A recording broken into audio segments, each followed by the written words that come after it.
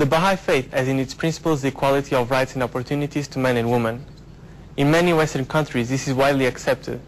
However, in other countries there are many cultural and social traditions that see these principles as a threat. How can we overcome such prejudice? The question is in Western countries, but I think there are some Eastern countries also, despite the fact that there are some countries that women do not have full rights and so on, we have seen prime ministers become, in these countries. For example, India, of course, has its own system, but it had Indira Gandhi, Prime Minister of India. Pakistan, where there is a very strong anti-women emancipation movement, you had Mrs. Bhutto. She was a woman. She became, in Bangladesh also, you had a woman. So, I don't think this is going to be very hard. And the only way in which this is going to happen is through education. The education of women, and I think eventually, because the world is changing at such a pace, sooner or later, the change will come. Yes, it will take perhaps some time, but it will happen. And today you find that the education of women, take for example Saudi Arabia, people think that there are great restrictions, but at the same time there's great improvement. And there are women professors, women doctors, women, even the embassy in Washington DC has a woman counselor. So it's not all black and white really. But yes, there is a need for this. However, I don't want to be discourteous, but even in Europe, there are some countries where women are not so fully emancipated as they are elsewhere. We all have to learn, and I think when we believe in the unity of the human race, which is indivisible, that includes men and women. Is there any recipe for a successful marriage and harmonious family life? Oh yes, and how? I'll tell you. People say, oh, he fell in love, he got married. Good. But what is far more important than love in marriage is respect, honor, right? Treating the other exactly as you wish to be treated. Consultation. It's teamwork, see? You can't have a successful marriage unless you have these major foundations in place. I will use a term that comes from the Arabic language.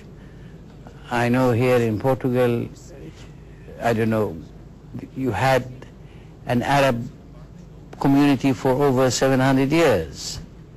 You know, this was one of the most enlightened, really, and wonderful, tolerant communities the world has ever seen, here and in Spain, but mainly this part where I am now. So the Arab adage is, no relationship between two people is genuine or true until each speaks to the other as I instead of you. What does this mean? It doesn't mean that you and I, my wife and myself, are one and the same, equal in everything. No, no, no, no. It means that she can put herself in my place, I can put myself in her place, and then understand each other's point of view or feelings. It is above all, perhaps, respect is the basic foundation. Can't do it without it. The word you speak, the manner you speak, the courtesy you have, at home, becomes so essential, so necessary, because your wife is the mother of your children, the greatest educator of all, the first educator. If you are going to be disrespectful to her in front of your child, what do you expect? Well, you're not going to create a society in which people are respectful. So I think it's very important that this be understood. Of course, as a man, I would say you have to learn how to be humble and not to think that because you are a man you know everything. Men do not know everything, you see, and some ladies know more than men do. But I'll tell you what differentiates women from us. They have superior intelligence, and that intelligence I call emotional intelligence. Because emotional intelligence, because they're mothers. See? This motherhood is the greatest form of love on earth. Nothing surpasses that. And therefore, we owe it to our mothers to be generous, kind, and respectful to our wives. يا أصل البقاء لعمر البهاء لا تقطع الرجاء فانصر هؤلاء أنت الحاكم على ما تشاء وفي قبضتك ملكوت الإنشاء قد شحذ الأنياب